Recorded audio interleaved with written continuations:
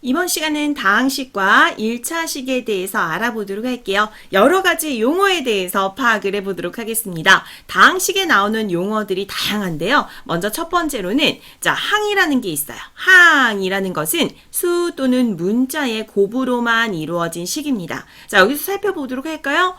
다음과 같이 수 또는 문자의 곱으로 이루어진 식. 그러면 3 곱하기 x니까 이것도 항이라고 부를 수 있고요. 자, 마찬가지로 마이너스 5 곱하기 y가 되니까 여기도 항이라고 불러줄 수 있고요. 수로 이루어졌으니까 여기도 항이라고 불러줄 수 있습니다. 각각의 이러한 부분들을 우리는 항이라고 표현을 한다라는 것 알아두시면 되고요. 곱으로 연결된, 곱으로만 이루어진 식이다 라고 보시면 돼요.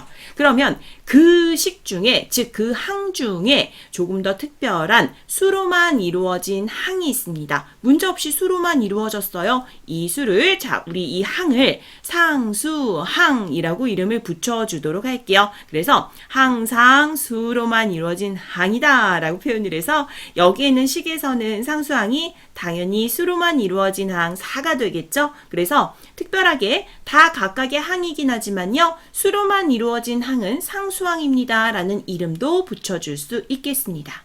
아시겠죠? 자, 그러면 우리 한번 또 이런 질문을 해보도록 할게요. 여기에 3 곱하기 x, 여기는 마이너스 5 곱하기 y가 되는데요. 이렇게 문자 앞에 곱해진 수를 우리는 무엇이라고 부를 거냐면 개수라고 불러줄 거예요. 자, 여의가 된다라는 거 발음 조심하시고요. 그러면 문자를 포함한 항에서요. 반드시 이제 개수는 문자를 포함한 항에서만 나타날 수 있겠죠. 문자 앞에 곱해진 수를 뜻합니다. 그럼 여기에서 x의 개수는 3, 여기는 y의 개수는 부호까지 다 포함을 해서 마이너스 5라고 표현을 해주셔야 돼요.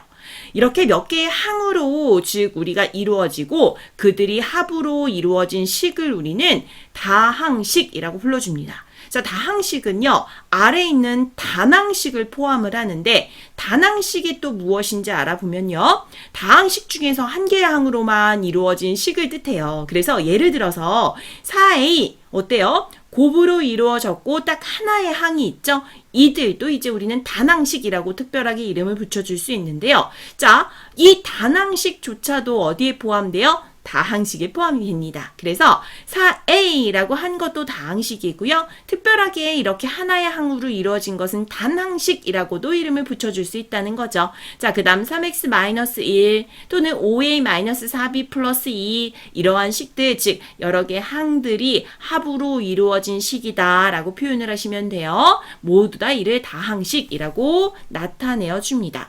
자, 그럼 이제 구체적인 조금 더 용어를 파악을 하면서 1차식을 이해해 볼 건데요. 자, 먼저 차수라는 게 있어요. 차수라는 것은 무엇이냐면 어떤 항에서 문자가 곱해진 개수를 뜻합니다. 그래서 문자 x에 대한, 즉 3x 제곱이라는 것을 살펴보고 이들의 차수를 얘기해 주세요 라고 했을 때는 여기서 뭐라 그랬죠? 문자가 곱해진 개수다라고 표현을 했죠. 그러면 여기 지금 3은 상관이 없어요. 어때요? x가 2개 있죠. x가 2번이 곱해진 거죠. 그래서 이때 차수는 2가 됩니다 라고 표현을 할 수 있습니다. 자, 그러면 상수항은 어떨까요? 문자가 없잖아요. 그래서 상수항의 차수, 즉 문자가 없기 때문에 지금 여기서는 문자가 곱해진 개수를 우리는 차수라고 부르기 때문에 0이 된다. 수로만 이루어졌다면 그들의 차수는 0이다 라고 불러줄 수 있습니다. 자, 그럼 다항식에서의 차수는 어떻게 불러줄 거냐면 다항식에서 차수가 가장 큰 항의 차수를 불러줄 거거든요. 자, 다음과 같은 각각의 항들의 선생님이 이제 표시를 해보도록 할게요. 2x제곱, 얘도 항. 자, 마이너스 x, 여기도 항. 1, 여기도 항이 되었어요. 각각의 항들을 살펴보시고 이때 차수가 가장 큰 항이라고 표현을 했을 때는 문자가 곱해진 개수를 파악하시면 되겠죠. 2x제곱은 x가 2번이 곱해졌으니까 차수는 2다 라는 것 알 수 있고요. 마이너스 x라고 했을 땐 차수가 1이다. 플러스 1이었을 때는 차수가 0이다 라는 것 알 수 있겠죠? 그래서 이 전체 다항식의 차수는 2가 된다 라고 불러줄 수 있습니다. 가장 차수가 큰 항의 차수를 이 전체 다항식에서의 차수를 불러준다라는 것 이해하시면 돼요. 그러면 너무나 쉽게 1차식은 어떻게 파악을 할 수 있을까요? 차수가 1인 다항식이다 라고 판단하시면 돼요. 그래서 3x-2다 라는 식이 나왔을 때도 당연히 그렇죠. x가 한 번이 곱해진 개수가 되니까 1차죠. 그러니 1차 식이 된다라고 이해하시면 됩니다. 자, 마찬가지로 마이너스 a라고 했을 때 얘도 마이너스 a, 문자 한 번 곱해졌네? 그러면 차수가 1이다 라고 볼 수 있습니다. 자, x 플러스 5y 마이너스 1이다 라고 했을 때도 마찬가지로 차수는 1이다 라고 볼 수 있겠죠. 자, 그럼 이제 요거 주의사항은 진짜 중요하니까 좀 살펴보도록 할게요. 우리 많은 친구들이 x분의 2도 차수가 1로 착각을 합니다. 이때는 문자가 곱해진 개수가 즉 1이 아니잖아요. 그죠? 그래서 절대로 이거는 2 나누기 x입니다. 그죠? 그래서 곱해진 거 아니에요.